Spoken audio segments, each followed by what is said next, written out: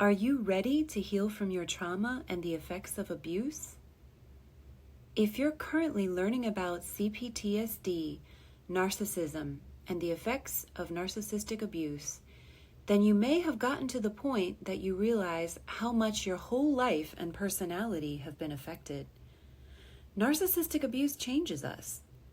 The good news is that it is possible to undo much of the damage and heal. But it might seem like too much work, especially if you're already worn out. I want to encourage you that there are really wonderful things around the corner for you if you continue on and go to the next step of discovering the damage that's been done and healing it. These are some of the things I noticed, and many others have had similar effects. One of the first things I noticed was that I didn't desperately try to fill my free time with entertainment, scrolling through websites, reading, whatever, just to keep my mind busy with anything. I could actually just sit and think peacefully. Trying to keep my mind busy had been a way of life for me since childhood. Maybe you identify with that, and it's something that can change for the better during your healing journey. A second thing that you might see from healing your trauma is you can see when other people are triggered. You stop thinking you did something wrong or that other people are dangerous. You will just start to see them as socially awkward or sensitive to other people, just like you used to be. This makes a difference when you are in social situations. You can be so much more comfortable.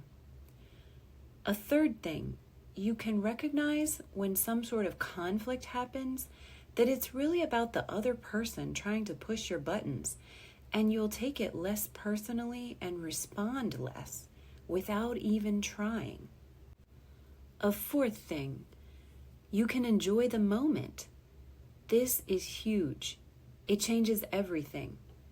Imagine being able to enjoy a vacation without worrying about what might go wrong or secretly trying to get through it just to get home again. Number 5, when there is an unpleasant situation that you can't control, such as being stuck in traffic or having to wait for extra time, you don't feel as stressed or like it's ruining your day.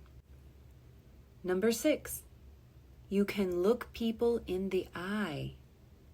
Have you had problems making eye contact your whole life, especially with strangers? If you're on your healing journey, you will suddenly notice you can start to look people in the eye, and it won't be awkward. Number 7, movies or shows with fantasy romances or happenings seem less possible. You will not be able to believe that could happen in real life anymore, and especially rom-coms. You also might stop believing that something similar will happen to you, and you'll stop waiting for a perfect fantasy relationship. Number 8, commercials seem more obvious and ridiculous. You may even start to buy less because you don't need any comfort or validation from impulse purchases. Number 9, your taste in television or music may change somewhat.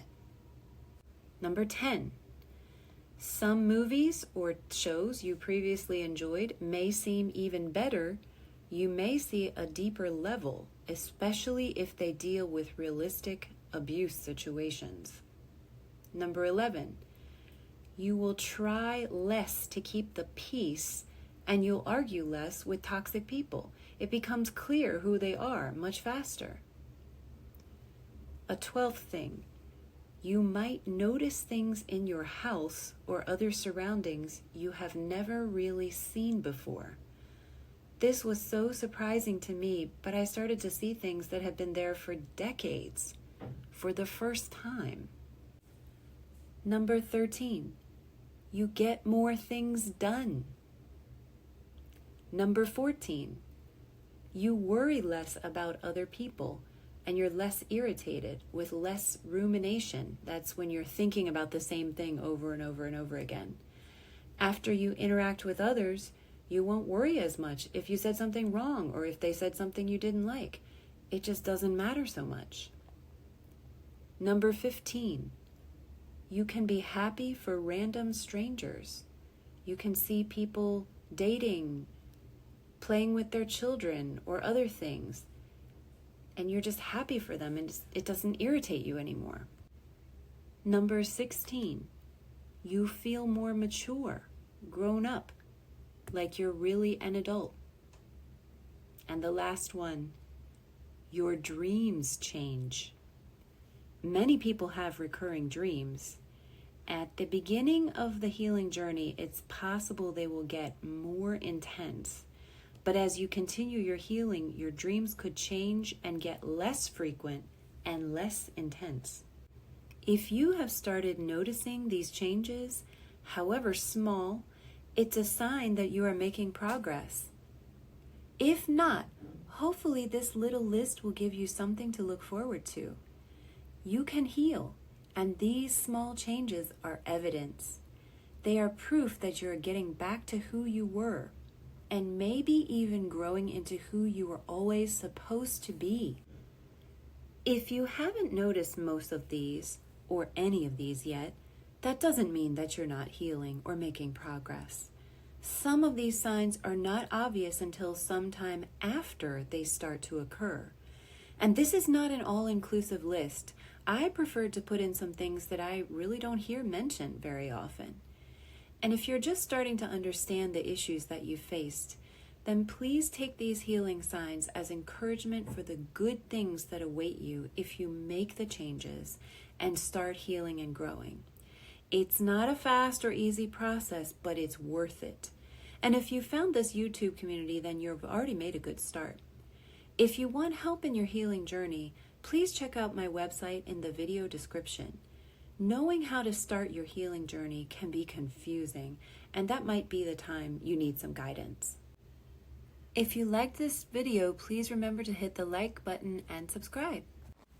And if you are on your own healing journey, I'd love to hear about any of the other healing effects that you have noticed that didn't make this list.